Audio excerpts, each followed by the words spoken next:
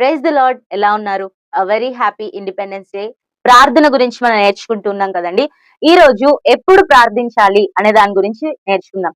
ఏ సమయంలో ప్రార్థిస్తే దేవుడు మన ప్రార్థన ఆలకిస్తాడు? అలాంటిది ఏదన్నా ఉందా అండి? ఏ సమయంలో ప్రార్థిస్తే దేవుడు ఆలకిస్తాడు?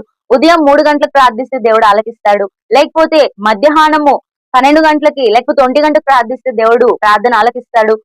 రాత్రి సమయం అందరూ నిద్రపోయిన తర్వాత 11, 12కి ప్రార్థిస్తే అలాంటిది ఏమీ లేదండి.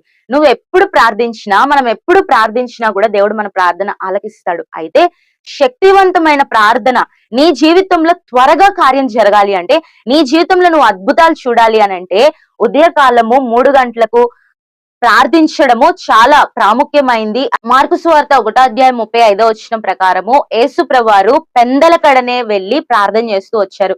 కాబట్టి మనము కూడా పెందలకడ లేచి ఉదయకాలం లేచి ప్రార్థించడం మంచిది. అది నాకు తెలిసి ఆయన అలా ఎందుకు చేశారు అని నేను అనుకుంటున్నానంటే, లేచిన వెంటనే తండ్రితో సహవాసం చేయడానికి, లేచిన వెంటనే ఆయనతో మన సమయాన్ని, డేలో ఏదైతే ప్రెషియస్ టైం ఉంటుందో ఆ సమయాన్ని దేవునితో గడిపితే మంచిది. దేవునితో సహవాసము చేయడము మనము ఆయనను గౌరవిస్తున్నట్లుగా ఉంటది. కాబట్టి ఆయన పెందలకడ లేచి ప్రార్థించారు. కాబట్టి మనము కూడా లేచిన వెంటనే పెందలకడనే ప్రార్థించాలి. కానీ గుర్తుపెట్టుకోండి, నువ్వు ఎప్పుడు ప్రార్థించినా కూడా ఆయన నీ ప్రార్థన ఆలకిస్తారు.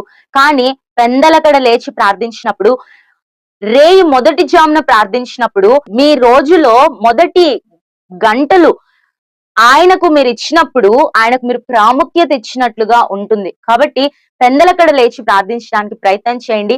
కానీ ఎప్పుడు ప్రార్థించినా కూడా దేవుడు మీ ప్రార్థన ఆలకిస్తారు. Praise the lord.